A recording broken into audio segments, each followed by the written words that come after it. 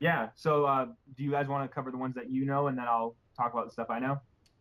Well, I'm not super knowledgeable on the buffs and stuff like that. I know Diva. I know Divas mainly, actually. Okay. So like, let's start with Diva. Um, listening through her buffs, I think the biggest one, she's no longer affected by her ult, which Yeah, explodes. her self-destruct doesn't kill her anymore. She doesn't have to Makes sense. worry about that, and when that's self-destructing, she can go after all the people running. Right. Right. And the So timer for that is down to 3 seconds. it's true. It Right. So now you got explodes less after time. 3 seconds instead of four, which is nice because before it was sort of like an area of denial tool, but now you can actually get kills with it. Like to actually get Yeah, killed by a diva ult was super rare, Yeah. but now you can actually like get it done. But people still have enough time to get to cover because it's also not like if there's nothing blocking you, but you're really far away, that explosion still isn't going to kill you.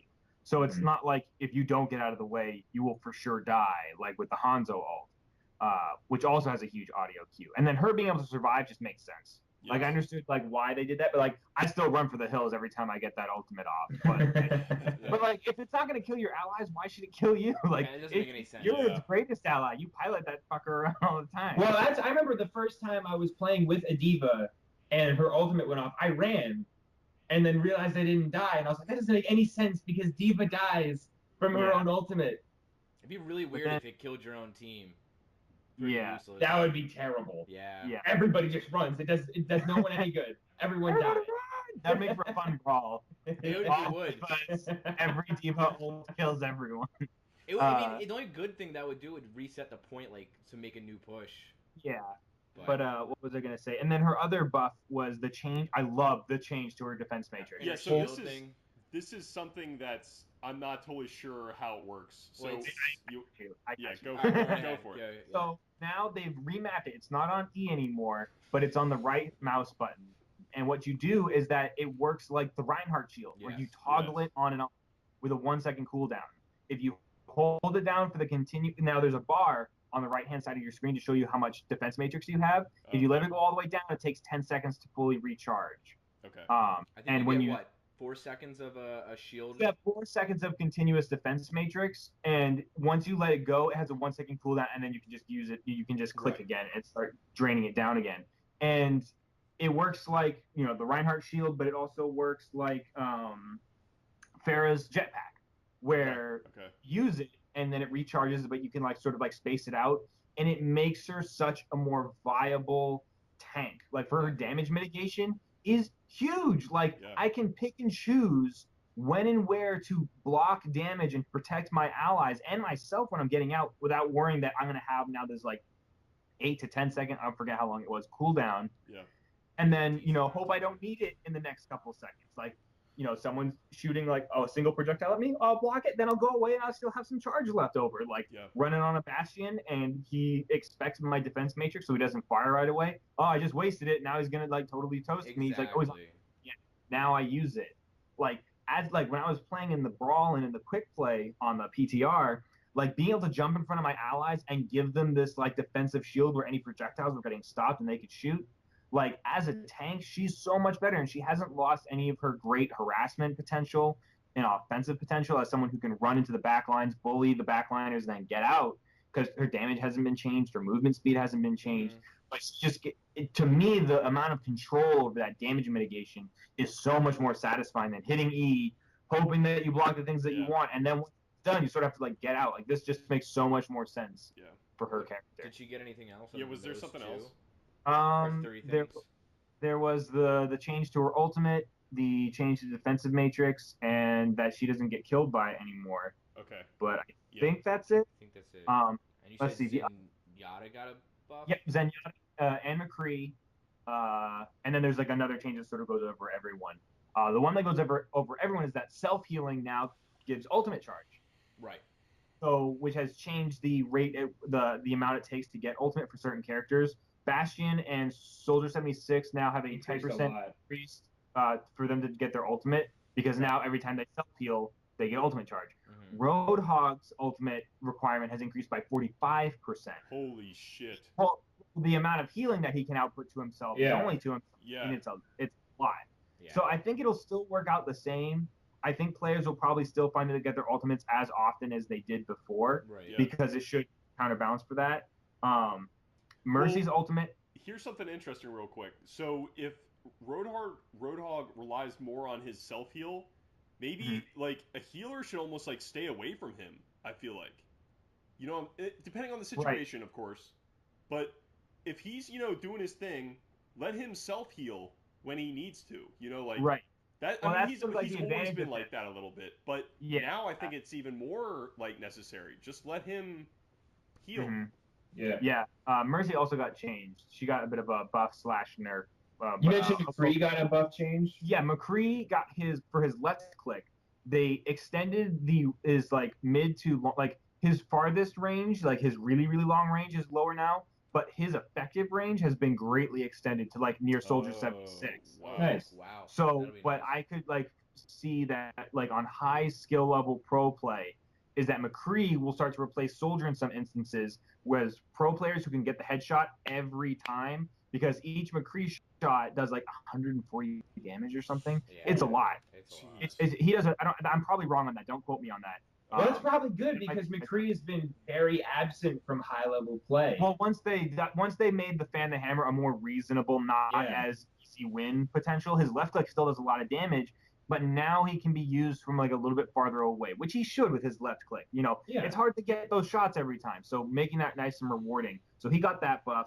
Zenyatta now has 50 health and 150 shields, putting his health at now 200. That's good. Fantastic. That's what he needed. This is awesome. His Orb of Harmony and Orb of Discord now go out to their target 400% faster. Good. So you never have those instances where you see someone dying and try to get your Harmony Orb on them, but they die before it gets there. Yeah. So that's no longer a thing. I believe the speed of his normal Orbs of Destruction, like his normal attacks, I believe their speed has increased a lot, so he can deal damage a lot more consistently. Awesome. And now when he ultimates, his movement speed is doubled.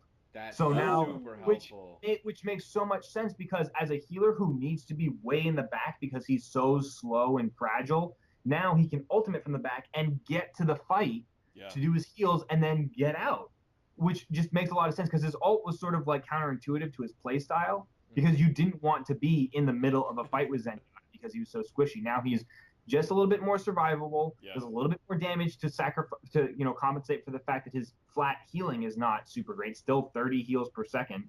And now his ultimate gives him a little bit more room to stay outside when his ultimate's ready to use, and then jump in and then jump out again. They might change him just a little bit more. Some people think he does a little bit too much damage, but for me, since he's a character that never got played in like high-level professional play, I'm hoping this will make him a little bit more viable. I'm excited for him to be a little bit more beastly. Yeah. Mercy got to change her ultimate charge. Was increased. Like she needs a lot more ultimate now to get her res off. Okay. I thought that went a little quick. It's really fast, and that was sort of like the idea that if you're gonna play this healer who really only does heal, like all the other people do something else, but like that you should get that nice satisfying res off. But again, once in the hands of like pro players, she's in every professional match except for in some King of the Hills. But even then, I believe she's still present. Dang. She now no longer stops moving when ulting. So you can keep moving while you're getting your resurrection. Good. And when you res, your guardian angel immediately recharges so that you can fly away to a nearby target as soon as it's done. So that will help that. I'm surprised they buffed her considering how she's the heal queen right now. But I mean, they all feel like necessary changes to me. Okay. They also changed it. So now in competitive mode, they have included the 1 hero limit. Yeah, let's talk about that. I don't know how I feel about that, because sometimes 2 Winstons or 2 something can be really useful. Yeah, it's really interesting they did that. I think for me, I kind of always wanted that. Like at the back of my head, I was like, I kind of wish at least they had like another mode that just would like you're limited to 1 hero per person. At the same time, there were some pretty awesome like rush tactics used, like with doubling heroes and stuff. So we're kind of losing that. Kyle, what are your thoughts? Yeah. Well, I mean, I've always thought, because there's been discussion about the 1 hero limit per team far before this patch, and I sort of thought it came as like a mixed bag. On one hand, there are some cool rush tactics you can do with like double, especially for like that first point on Hanamura Yeah. or the first one in Temple of Anubis. Double Winston that crap and just jump over the arch and get in there. Or, you just set up, two Torbjorns and, there's a lot of different tactics using double characters. For a while, before McCree's original debuff, double McCree's was pretty standard offensively. And that's cool. Like, that's a tactic. On the other hand, by forcing teams, and I think it's putting in competitive play, I think is good. I think it's going to overall be a good change because not only, I'll go into why, but I think it will further separate the quick play games and competitive games because quick play is great now because it's not competitive and it's a great place to train, to get better, to run cheese games and just play everyone as May because that's hilarious. Like, it's good for that. And then you can try doing those things, but when it comes down to competitive play, it forces teams to communicate and it forces them to work together by saying, okay, we have one slot for a hero who is really effective as that hero, rather than saying, okay, well, let's cheese this and get the first point just for the win, saying, how can we allocate player skill with an appropriate character so that we can win this effectively? And the other team has to do that too. You don't have to worry about, especially, and this is so true for tiebreakers, because you totally see this in tiebreakers where they just need to take that first point, so they cheese it. But if they can't do that, as a defender, you have a greater chance, a much higher chance of being able to successfully push them back. So I think overall it's going to be great for competitive and help make quick play more fun for the fact that you can have multiples of a team. What about you, Brandon? Yeah, it's been a really controversial issue because when Blizzard released the game, they wanted it to be so that you can play anyone you want, you could switch whenever you want, and you can have as many of that hero as you want to try to make this fun, enjoyable. You can always play your favorite hero, and that's really great. And they tried really hard to balance the game for that, with that in mind, which is really a monumental task. Like, balancing a competitive multiplayer game is hard enough on its own. Adding in that element where people can just freely stack as many of the heroes you want is an almost impossible task. So props to them for attempting that. And maybe we'll get there someday. Maybe they'll have the cast of characters so perfectly balanced that they can bring that rule back. For me, and what I believe it is the professional end of the game where these professional players are like, we really would like this to be implemented, because that's the rules right now in the big professional tournaments. Some of them don't run it, but some of them do, is this one hero limit with stopwatch. Blizzard hasn't introduced stopwatch into the rule set yet, but this one hero limit has been a thing because in Overwatch, X plus X is greater than X2 in Overwatch. When you get two Winstons on a point, like on first point of Hollywood, that wall on the right-hand side going to that first point, Winston can jump over that. Two Winstons jump in there. His 600 shield, once you drop two of them, that's now a 1200 shield. His 60 damage per second is now over 100 damage per second without having to aim, which is really crazy. And you don't go in and you make Winston weaker because now Winston on his own isn't viable. So you're sort of in this weird place when in competitive play, these players don't want to run these cheesy plays. They want to have fun, but they're also playing for thousands and thousands of dollars, hundreds of thousands of dollars, and they play to win. So millions of dollars. Millions of dollars. So when it comes every single dollar that Bernie promised to give to the 99% is going to these pro players. And then so overtime is also being changed because overtime is the reason why a lot of these games became really sort of oh, we're seeing this again, because in overtime it was beneficial that in overtime pro teams, it would just be 6 tracers versus 6 tracers, because all you have to do is put a foot on the point to get overtime to reset, and you can just jump back out again and then wait for you to get enough kills. Tracer can get to the point faster. Doing divas and Winstons is jumping on and off the point. Now that overtime, the longer the match goes on, the faster it clicks down, and also it increases respawn time for players. So I think it adds 2 seconds onto your respawn timer so as to eliminate that factor. And then they're also getting rid of sudden death in season 2. That's what I really wanted to get rid of. But it's going to be a tie system, which I'm not sure if I'm super crazy about yet. But this game is still super young. There's going to be happier with whoever can get the most objective points in the fastest amount of time. Ties have always been unsatisfying for me. Yeah. Just as a person. I totally heard that tie people are very unsatisfying. You racist douche. Oh no! You said times. I'm like, this is gonna be great. Unsatisfying. But what's nice is that with there are websites like Master Overwatch where you can see how your stats measure up against all other players, and a lot of pro teams are looking at that to pick up new players. And what's really exciting about this is because the pro teams and the tournaments that they're running are running this one hero limit rule set. Yeah. If the competitive mode in the game is the same rules as those played at the top level of gameplay, then those who are aspiring to become pro players are playing the same game. And they're getting familiar with that because it also, I think it encourages more diverse and creative compositions. When, there was okay, it's King of the Hill, we're in overtime, everyone goes Tracer. Like, when you can't do that, it really does encourage people to get creative with what they're using. Like, before, like certain heroes, if they're not the best at what they do, then they're not going to get played because people will just stack the better one. Like double Winston and double Lucio was the meta for King of the Hill because you could not match that level of group speed and heals with just a stupid amount of area of effect damage. So now, you can only have one Winston. So maybe you want to throw in a Roadhog in there, since he has some splash damage, he's great at bullying the point. So I think it's a good change. I'd be interested to see if maybe in the future we get like a 2-hero limit as they change the balance. What's going to be interesting is that every time they introduce a new hero, I feel like they're going to have to change it again. Just because, with the introduction of Ana, the whole meta is going to shift. And, these changes to these characters that we're getting in this patch are not minor. And all these changes that we've talked about aren't permanent either. Like, they're all subject to change.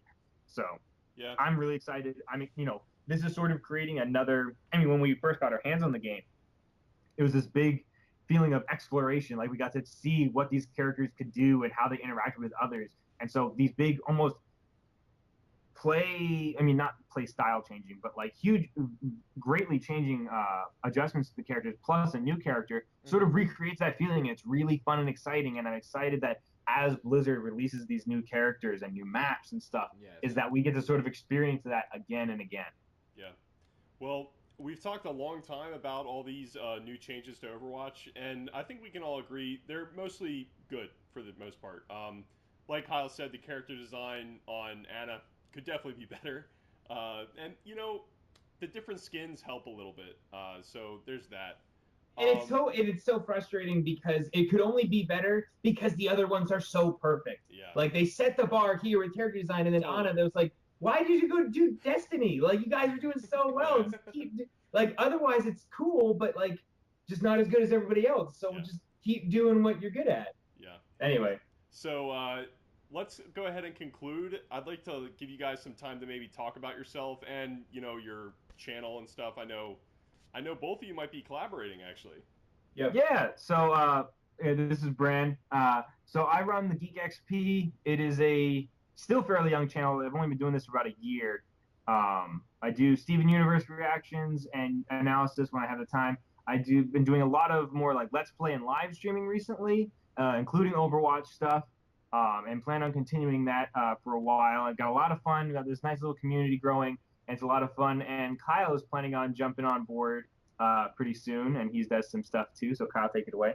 Yeah, I've been interested in joining Geek XP's content crew for quite some time now. Well, you and I conceptualized the channel. This is true. This is very true. So I'm hoping to bring some different streaming games. I'm particularly looking forward to adding streams and recordings of playing games, things like Crypt of the Necrodancer, Crawl, Hyperlight Drifter, Dungeons and Dragons Chronicles of Mystara, some fun, fast-paced games, a lot of pixel-based graphics games, which I really enjoy, that I think you guys will all really enjoy watching.